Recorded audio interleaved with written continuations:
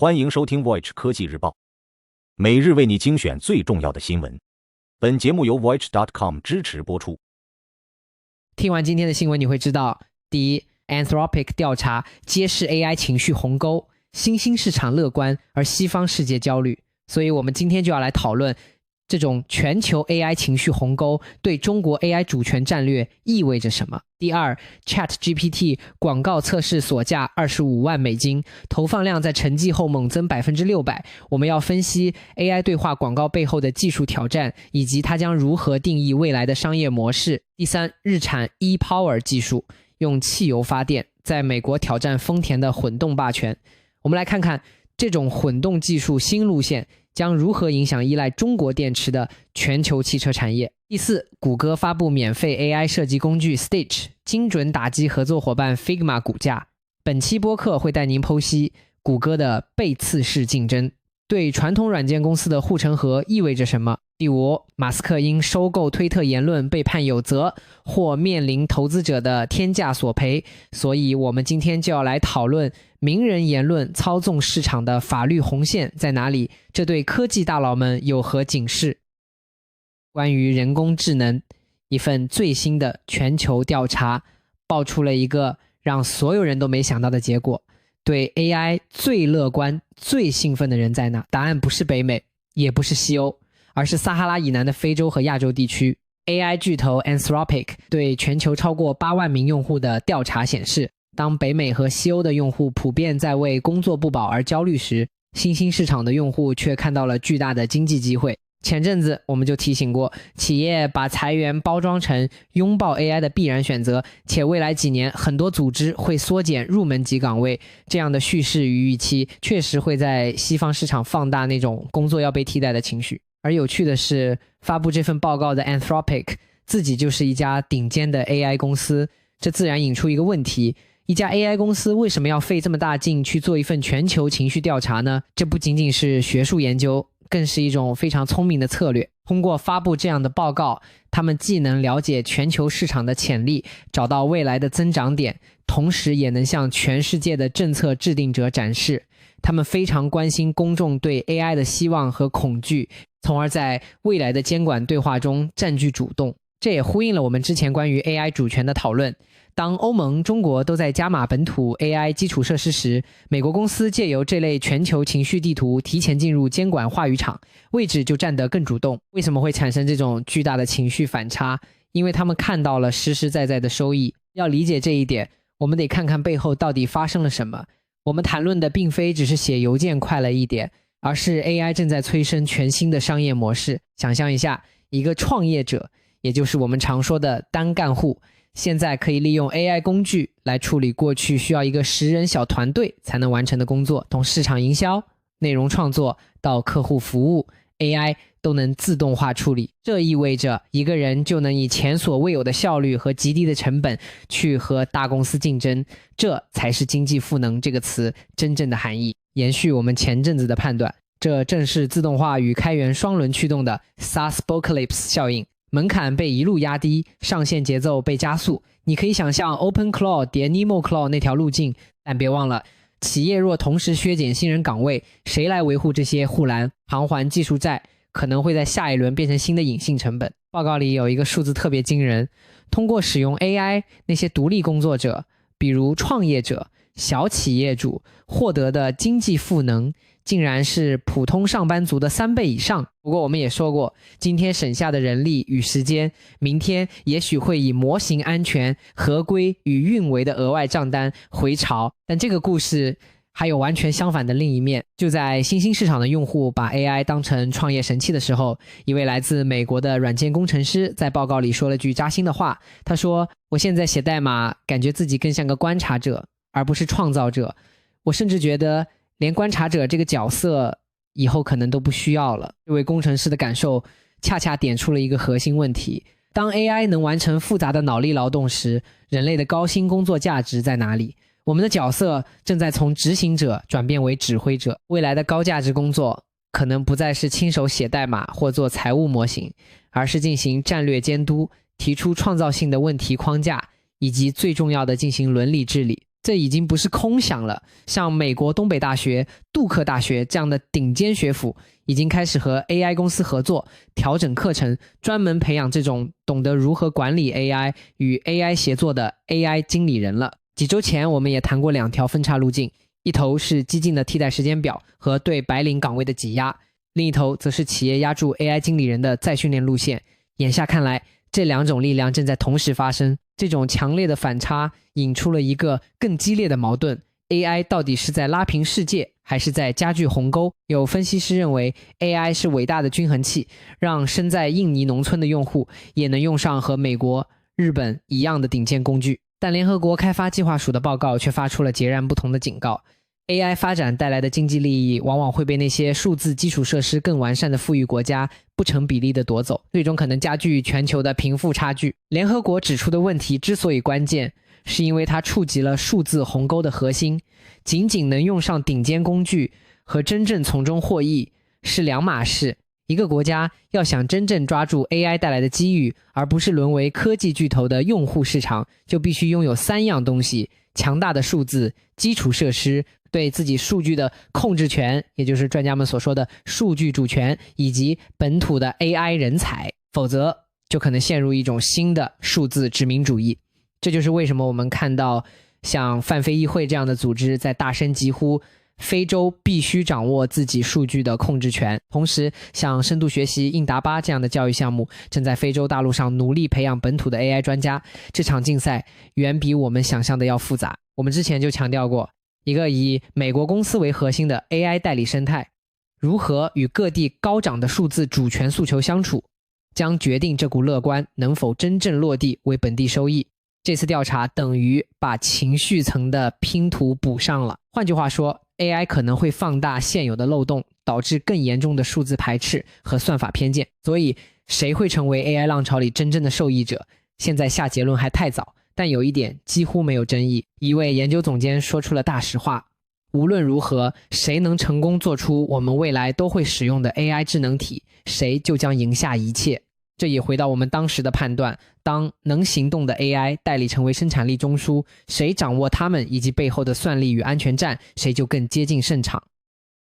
今天我们来聊聊一个价值25万美金的入场券，这是顶级广告巨头为了在 ChatGPT 上做广告测试需要预先支付的门槛。这笔钱比行业里一般的实验性广告投入足足高出了1倍。全球最顶级的几家广告巨头，包括 WPP、Omnicom 和 Dentsu 都真金白银地砸了进去，准备抢占第一波红利。但结果呢？钱交了，人到位了，广告却迟迟投不出去。眼看1个季度就要过去了，几百万的预算花不掉，这让整个华尔街的广告圈都急了。不少公司私下里都在抱怨，说 OpenAI 的动作实在太慢了。这种缓慢的节奏并非只是技术拖延，它背后暴露了在 AI 对话中做广告的巨大挑战。在一段流畅的来回多轮的对话里投放广告，和在谷歌搜索框里根据一个关键词投放广告是完全不同的，两码事。 AI 必须在不打断你们自然交流的情况下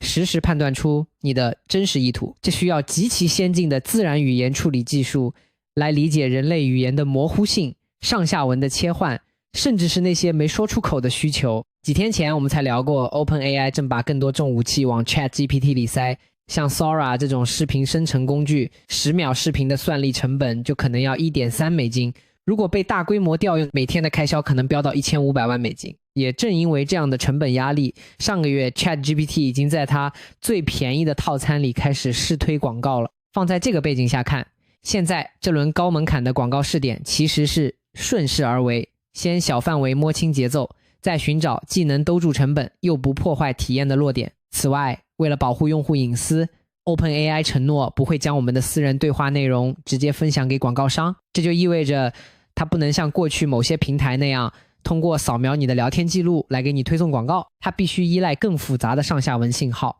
比如你在和 AI 互动过程中的一些行为模式来决定展示什么广告。这无疑又增加了一层技术难度，也解释了为什么他们初期会如此缓慢。但当外界普遍认为 ChatGPT 搞砸了的时候， OpenAI 的回应却出人意料。他们声称这种缓慢是刻意为之，是为了在扩大规模之前先打磨好用户体验。这个解释之所以重要，是因为对于一个被许多用户视为知识甚至真相来源的 AI 平台来说，引入广告是一步险棋。历史告诉我们，当谷歌和 Facebook 这样的平台开始引入广告时，用户的信任感就曾面临考验。这种风险在 ChatGPT 上被放大了。如果广告让用户觉得 AI 的回答不再中立客观，那么整个平台的根基就会动摇。有研究就发现，在某些社交平台上，接近1/3的广告竟然与诈骗或网络钓鱼有关。想象一下，如果这种情况出现在你信赖的 AI 助手上，后果将不堪设想。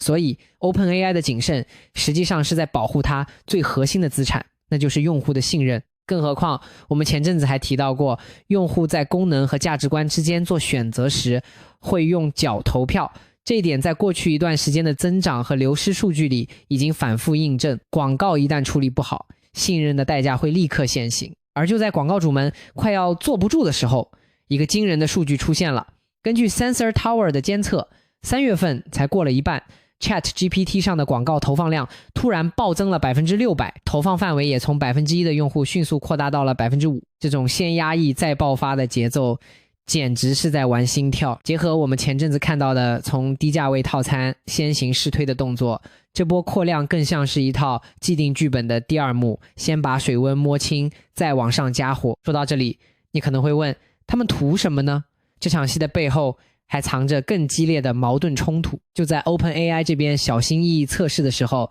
他的死对头 Anthropic 直接在有美国春晚之称的超级晚上打了条广告，公开叫板，说自己的 AI 平台将永远保持无广告。Anthropic 的宣告之所以引人注目，是因为它不仅仅是市场营销策略，它代表了一种完全不同的商业模式。Anthropic 正将自己定位为面向企业和专业人士的 AI 服务商，主要依靠订阅费来盈利，而不是广告。他们的年收入在过去几年连续实现了10倍的增长，其中 85% 都来自商业客户。这说明在 AI 领域确实存在一条不依赖广告，而是靠提供更安全、更可靠服务的道路。这两种模式的对决正在定义整个行业的未来。另一边，搜索巨头 Google 手握每年超过2500亿美金的广告收入，正虎视眈眈地看着这场好戏。我们前阵子还对比过路数， OpenAI 在走把 Sora、DALL-E 都塞进一个超级应用的集中式策略，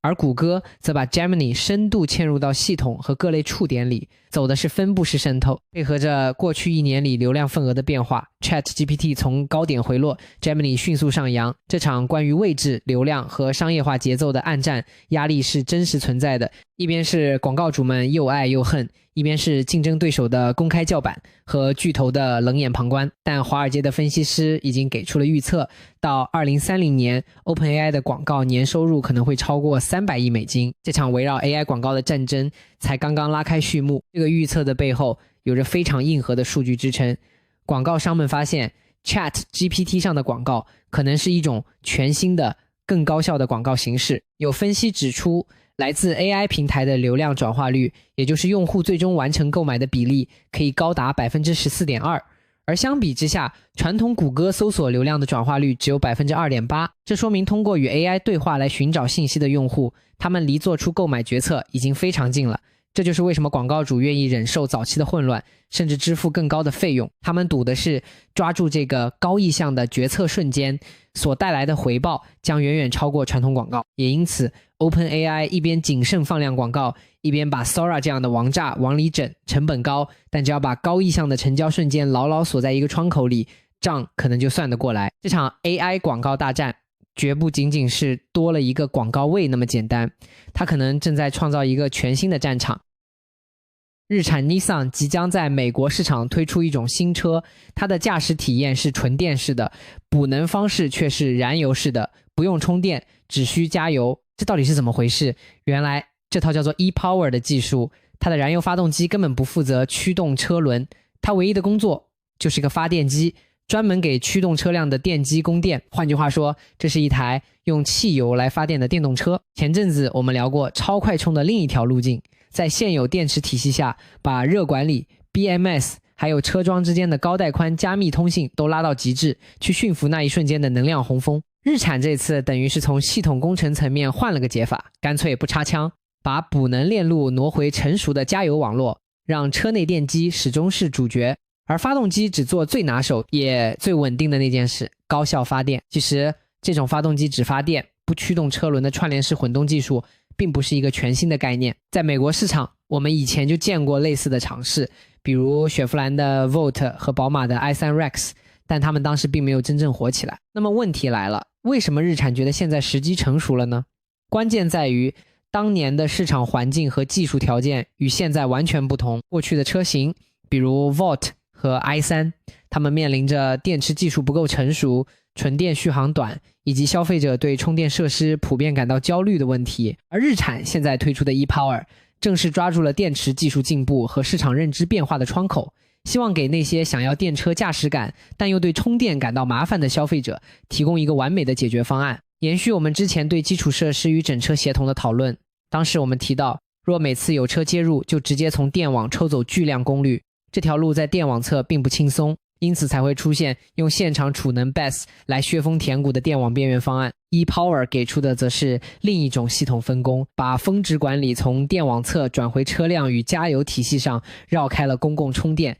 那套复杂的实时通信与热管理协同。然而日产把这项成熟技术带到美国，其背后揭示了一个让行业大跌眼镜的现实，那就是在烧了数十亿美元之后，各大车企发现纯电动车 EV 的普及速度远比想象的要慢。有机构直接给出了一个惊人的数字预测，今年混动车的市场份额将从去年的 12.6% 飙升到 18.4%， 而纯电动车的份额反而会从 8% 下滑到 7.1%。 几天前我们还强调过，这不仅是关于原始功率，更是关于智能用电。在这样的背景下，绕开公共充电的瞬时大功率需求，靠加油完成能量补给，对许多暂时不愿意为家庭装或高功率公共装做准备的用户来说，显得尤其顺手。说到这里，你可能会问，日产图什么呢？答案很简单，挑战巨头。不过这个挑战巨头的举动背后可能藏着一盘更大的棋，这不仅仅是市场份额的争夺，更是一场地缘战略层面的博弈。我们都知道，在纯电动车领域，电池供应链至关重要，而目前中国在电池材料和组件方面占据着主导地位，因此像日产和丰田这样的日本汽车巨头大力发展先进的混合动力技术，实际上是一种混合动力对冲策略，让他们能够充分利用自己在传统发动机制造领域的深厚积累，同时减少对外部电池供应链的依赖，从而在激烈的全球竞争中保持一定的自主性和优势。一直以来，在混动领域，丰田、Toyota 和本田、Honda 都是难以撼动的霸主，日产的燃油效率也一直被诟病，但现在他们拿出了一套完全不同的牌，它不像丰田的 Prius 那样，发动机和电机都参与驱动，这两种系统的差异至关重要。丰田的系统被称为并联或混联，混动在高速行驶时，它的发动机可以直接驱动车轮，能量传递更直接，效率更高，而日产的 ePower 这种串联混动，能量转换的路径更长，汽油的化学能先变成发动机的机械能，再变成电能，最后才变成驱动车轮的机械能，每一次转换都会有能量损失，所以在持续高速行驶时，理论上它的效率是不如丰田的。但日产的聪明之处在于，他们专门优化了这台 1.5 升涡轮增压发动机，让它始终在自己最高效的转速区间运行来发电，就像一个专业的发电站一样，从而在很大程度上弥补了能量转换的损失。这之所以重要，是因为它在城市走走停停的低速路况下，能最大化发挥电动机高效的优势，也呼应我们之前的观点，当电网侧不再承担瞬时高功率的压力时，真正的智能就落在车内的能量管理与控制策略上。在 ePower 里，这是发动机发电逻辑与电机输出的协同，而不是车和充电桩之间的高速互联。日产的 ePower 只有电机驱动，发动机只管发电，这让它开起来更像一台纯电车，加速更快，噪音更小。所以这不仅仅是一辆新车，这是在纯电车增长放缓、油价不断攀升的背景下，日产向混动市场霸主发起的一次精准突袭。不过，在我们为日产的这次突袭叫好之前，还有一个非常现实的问题值得我们关注，那就是未来的维修和保养。这套 ePower 系统虽然取消了传统的变速箱，但它本质上是把一套燃油发动机系统和一套电动驱动系统结合在了一起。这可能会带来新的挑战。有研究报告指出，这套系统中类似发电机的关键电机部件，在某些情况下可能会出现故障，而且更换成本相当高昂，可能高达数万甚至10多万人民币。这意味着，虽然省去了变速箱的保养，但车主仍需面对发动机的常规保养，比如换机油，同时还要承担复杂电气系统潜在的维修风险。这是否会增加车辆的总拥有成本，以及独立的维修店是否有能力处理这种特殊架构，都是消费者在选择之前需要仔细考虑的问题。延续我们之前的判断，工程难题不会消失，只会换一个战场，从公共充电的高功率协同转移到车内的能量管理与长期可靠性。2天暴跌 12%， 设计软件界的当红炸子鸡 Figma 突然被谷歌狠狠地捅了一刀。谷歌刚刚发布了一款叫 Stitch 的 AI 设计工具，你只要动动嘴打几个字，它就能帮你实时生成设计方案，而且现在还是免费测试。还记得我们前阵子聊过 AI 正在从听话的助手向能自己跑流程的代理升级吗？这次谷歌把 Stitch 称作一个设计智能体，也就是 Design Agent， 而不仅仅是一个生成工具。传统的生成式 AI 就像一个听话的画手，你给它指令它就画出来，但一个智能体更像一个有主见的设计助理，它不仅能生成内容，还能主动进行多步骤的复杂工作，比如实时对你的设计提出批评和建议。它能感知、推理、行动，甚至从结果中学习。这标志着 AI 在创意领域角色的一个重大转变，从一个被动的工具变成了一个主动的合作伙伴。对比我们之前提到过那种战场级代理的想法，甚至有人放话要模拟整个公司的那种规模化协同， Stitch 更像是在一个垂直场景里的单兵作战，不去包打天下，而是把设计台面上的感知推理行动做窄做深。看起来像是普通的商业竞争，但戏剧性的一幕在于，就在几个月前，谷歌和 Figma 才刚刚宣布要深化合作，要把谷歌的 AI 技术塞进 Figma 的产品里。结果一转眼，谷歌就自己下场，做了个几乎一模一样的竞品，直接对 Figma 釜底抽薪。也别忘了，我们前阵子对比过2条路线， OpenAI 在把各种模型往一个超级应用里收拢，而谷歌更偏向把能力拆散，分布式的嵌进具体场景。 Stitch 看起来正是这条分布式路线在设计领域的一步落子。这记背刺让很多人都看不懂，其实这在科技史上是一种经典的策略，很多专家把这种关系称为亦敌亦友的悖论，也就是 frenemy。 谷歌既是 Figma 重要的 AI 技术合作伙伴，现在又成了它最直接的竞争对手。这背后其实隐藏着一个在科技界屡试不爽的剧本，叫做拥抱、扩展、消灭。这个策略简单说就是先接纳一个现有的行业标准或合作伙伴，然后用自己的独有功能去扩展它，最后当用户离不开你的生态系统时，就把原来的竞争对手边缘化，甚至消灭掉。这在当年微软用 IE 浏览器挑战网景浏览器的战役中就上演过。所以谷歌这一手可能不仅仅是简单的竞争，而是一场深思熟虑的战略布局。这记背刺让 Figma 的股价2天就蒸发了 12%， 今年以来更是已经跌掉了 35%。 而我们上周也提到过，谷歌这套分布式渗透的打法在过去1年里推进的并不慢，这无疑会给它在新产品试探和快速扩张上增添底气。说到这里，你可能会问 Figma 到底什么来头？这么说吧， Adobe 曾经想花200亿美元收购它，最后因为监管问题才告吹。而说到这个收购案，这里面还有一个更具讽刺意味的转折。这个转折之所以关键，是因为当初欧洲和英国的监管机构为了保护市场竞争，强行阻止了 Adobe 对 Figma 的收购。他们的初衷是好的，不希望设计软件市场被一家公司垄断，但从事后的结果来看，这个决定可能无意中把 Figma 推向了一个更危险的境地。失去 Adobe 这个保护伞之后， Figma 不得不独自面对像谷歌这样体量更庞大、跨界打击能力更强的对手。这成了一个非常典型的案例，说明在 AI 时代，传统的反垄断监管有可能会产生意想不到的，甚至事与愿违的后果。一个差点卖出200亿美元的公司，现在却被一个免费的 AI 工具打得措手不及。这背后暴露了一个残酷的现实，在 AI 时代，传统软件公司的护城河正在被迅速填平。过去 Figma 最大的优势是它强大的在线协作平台和巨大的用户网络效应，大家都在用，所以你也得用。但现在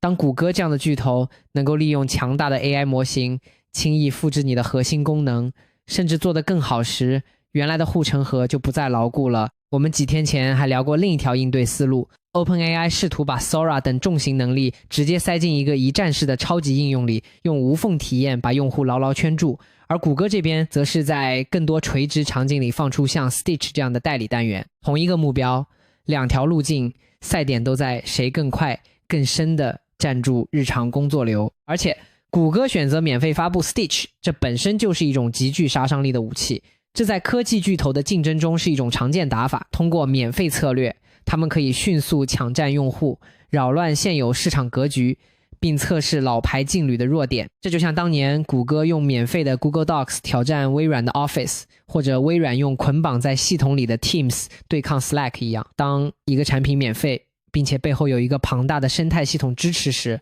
它的破坏力是惊人的。结合它分布式铺开的生态触达，免费再叠加代理化的体验，几乎等于把入口直接搬到用户的手边。这背后是谷歌这个巨无霸的阳谋，它拥有海量的用户、深不见底的钱包，还有把产品捆绑销售的意愿。当这样一个对手决定亲自下场，对任何一个领域的现有玩家来说，这都意味着一场残酷的生存挑战已经开始。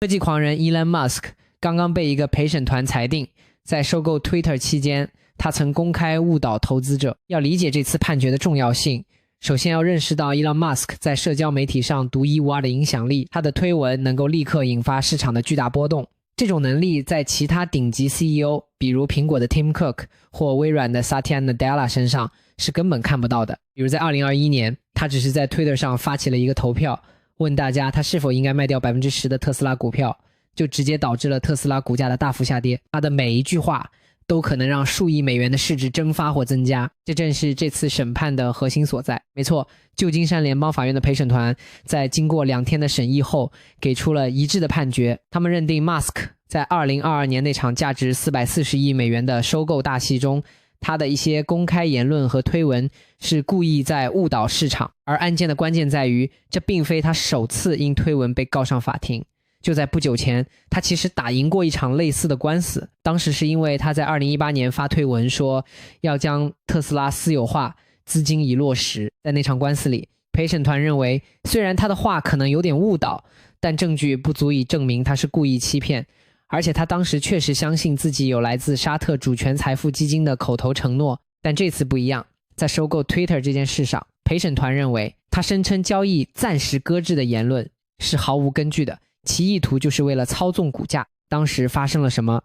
Musk 先是高调宣布要收购 Twitter， 但很快他就开始在公开场合反复抱怨 Twitter 的虚假账户，也就是所谓的 bots 问题太多，甚至放出风声说整个交易暂时搁置，他可能不买了。但事件的真相可能比表面看起来更复杂。许多分析认为，马斯克公开拿机器人账户说事，很可能是一种精心计算的策略。他最初可是放弃了做尽职调查的权利，这意味着他本该接受 Twitter 自己公布的数据，后来又反复强调这个问题，更像是在为自己创造一个重新谈判，压低那440亿美元收购价的筹码。事实上，当他在2022年5月发推文说交易搁置时，当天 Twitter 的股价就应声下跌了 10%。 就是这些话让当时 Twitter 的股价坐上了过山车。一位名叫 Brian Belgrave 的投资者在法庭上说，他当时相信了 Musk 的说法，认为这笔交易要黄了，于是在2022年7月卖掉了自己手里的几千股 Twitter 股票。